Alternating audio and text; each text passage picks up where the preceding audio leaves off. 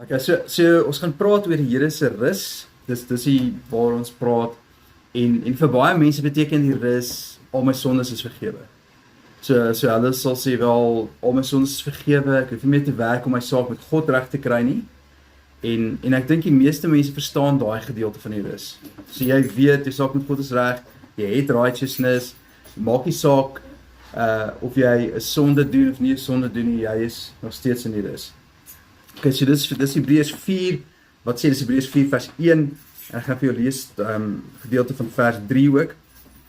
Terwyl die belofte om in sy rus in te gaan nog van krag is, moet ons oppas, dat dit nie miskien later blyk dat een van julle agtergebly het nie.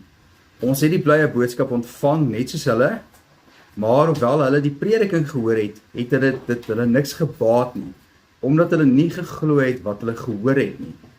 Ons wat glo gaan wel in die rus in, maar hulle nie, soos God gesê het. En dan praat dit nou nog verder, maar ek gaan net tot daar lees. So die konsep hier is dat almal van ons wat glo in Jesus, het in die rus ingegaan. So, hy is in die rus, sy is in die rus, almal is in die rus, ek is in die rus. Maar hoe beter jy die rus verstaan, hoe makliker is jou Christian life. As jy nie die rus verstaan nie, kom ons sê jy verstaan nie dat jou saak met God is reg as gevolg van Jesus nie, jy glo in Jesus, maar dan sukkel jy nog heeltyd met, Here vergewe my vir hierdie sonde, want jy verstaan nie dat al jou sondes vergewe is. So jy sukkel met dit. So vandag gaan ons bietjie dieper gaan daai hele konsep waar ons sê al jou sondes is vergewe, jy hoef nie meer te werk om jou saak met God reg te maak nie. Dis 'n tipe van dan as jy ervaar rus, want jy verstaan dit. So nou gaan dit nog verder, waar jy nog dieper in die rus ingaan, wat jy klaar in is. Because jy hoef nie te werk om in die rus in te gaan nie, jy is in die rus. Dit het te doen met die verstaan van die rus. Okay, so kom ons sê jou sondes is vergewe, daar's vrede tussen jou en God, jou saak met God is reg, jy verstaan dit, jy het righteousness, jy is geregverdig, sê die skrif, en daar's hierdie totale vrede, jy kan rus, jy kan. Maar wat nou gebeur is nou onmiddellik gaan sê, okay, maar hoe moet ek leef? Hoe leef ek nou die Christian life? En dan wat die meeste Christene doen, is hulle vat weer wette, en Romeine 7:6 sê, ons is nie in die ou bedeling van die wetsvoorskrifte nie, maar in die nuwe bedeling van die gees. Maar as jy nie weet van die gees, om met die gees te wandel nie, gaan jy outomaties weer terugval na dit wat jy ken. So, daar's 'n storie wat hulle vertel van wat hulle sê maar as iemand in die tronk is, en hy het nou sy tydperk het hy nou gedien, en hy gaan uit, en hulle moet hom weer soek, dan gewoonlik wat hulle doen is, hulle gaan kyk na sy leers, en hulle kyk, waar was hy voorheen? En dit gewoonlik is dan waar hulle hom weer kry. So as die ou nie die tronk het gekom en 'n nuwe visie gekry het nie, is die kans baie goed dat hy gaan teruggaan na die ou visie, waar hy was. En Christianity werk eintlik maar, want die konsep is dieselfde, so dit werk eintlik maar dieselfde. As jy uit die wet uitkom, jy verstaan dat jy hoef nie meer te werk om jou saak met God reg te maak nie, daar's vrede tussen jou en God, maar nou weet jy nie hoe om vorentoe te gaan nie. Is die kans baie goed dat jy gaan weer terugval en jy gaan weer begin leef soos iemand wat onder die wet is. En onthou, ons Christene was nooit onder die wet nie, ons was nooit Jode nie, ons was nooit in daai stelsel nie, ons was eintlik heidene wat gehoor het van Jesus.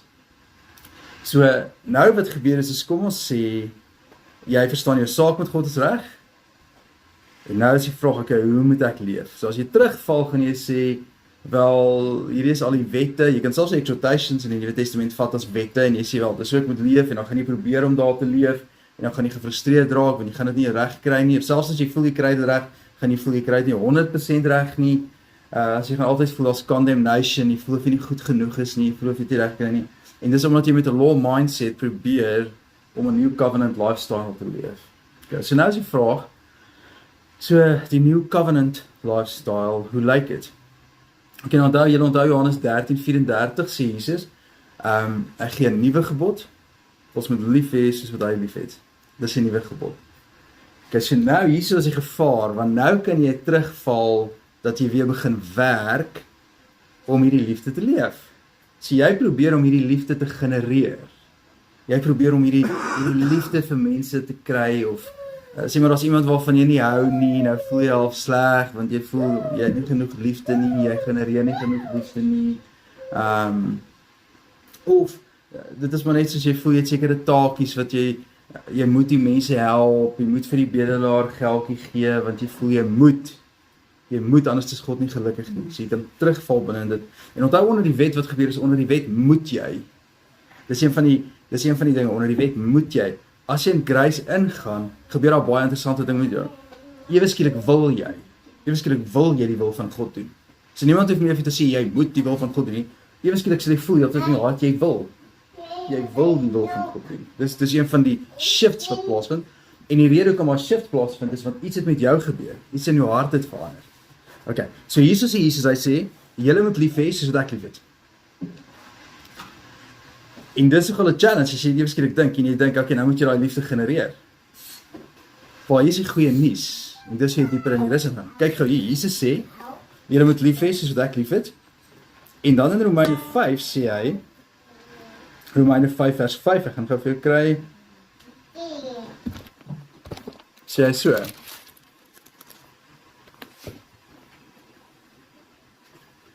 En die hoop beskaam nie, want God het sy liefde in ons harte uitgestort, deur die Heilige Gees wat hy aan ons gegee het. So Jesus sê, Jesus my command, julle moet lief hê. En dan doen hy iets wat ons nie kan genereer nie. Hy stort sy liefde in ons harte uit. Deur die Gees wat ons gee. So elkeen van ons het klaar die liefde van God in jou hart. Okay, so nou hier is die ding, kom ons sê, ek het klaar die liefde van God in my hart, maar nou probeer ek die liefde genereer. Jy het dit klaar, maar nou probeer dit genereer. Nou probeer jy sê, nee wag, ek moet lief wees vir mense. Nou probeer jy om dit te kry, en dan somehow sal jy voel, dis, as jy probeer om hierdie liefde te genereer, gaan jy voel dit werk nie. Want hoe meer jy probeer om, ek moet lief wees vir mense, hoe meer jy probeer genereer, hoe meer gaan jy agterkom, jy kry dit nie reg nie. Want jy is veronderstel om in 'n rus in te gaan waar jy sê, die liefde van God is nou in my hart. So, waar jy sê, Jesus, dankie dat ek my sondes vergewe is, gaan jy ook sê, Jesus, dankie dat ek vergewe is. En dat, al sê ek nou 2 keer, skies, dankie dat ek vergewe is, en dankie dat die liefde in my hart is. So dit wat God van jou vra, het hy vir jou gegee. Sodat jy nie hoef te probeer om dit te genereer nie. So die oomblik as ek sê, dankie dat die liefde in my hart is, jy gaan deur daai stapie amper om nie meer te probeer om dit te genereer nie. Jy sê net dankie dat dit in my hart is. Nou gebeur 'n interessante ding, waarvan Paulus praat. En as jy 2 Korintiërs 5:17 lees, ek gaan dit vir jou soek. Ekskuus.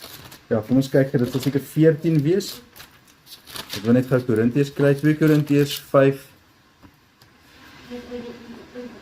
Kom ons kyk hierso, 14.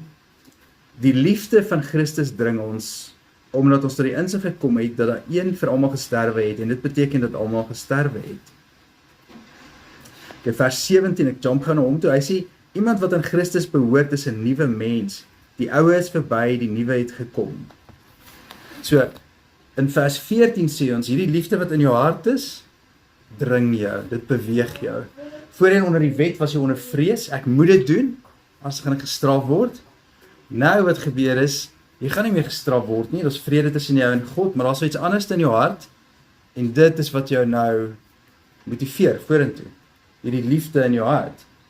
En dan vers 17 wat ek nou gelees het, praat van hier is 'n nuwe mens. Toe God jou gered het, het hy iets gedoen met ons. Hy het ons 'n nuwe mens gemaak, en ewe skielik het ons nou hierdie vermoë om lief te hê, so Filippense 2:13, miskien ken jy dit praat van, hy sê, God het ons gewillig, dit is God wat ons gewillig en bekwaam maak, om sy wil te doen. Kyk wat sê Hebreërs 13:21, ek gaan dit vir jou lees.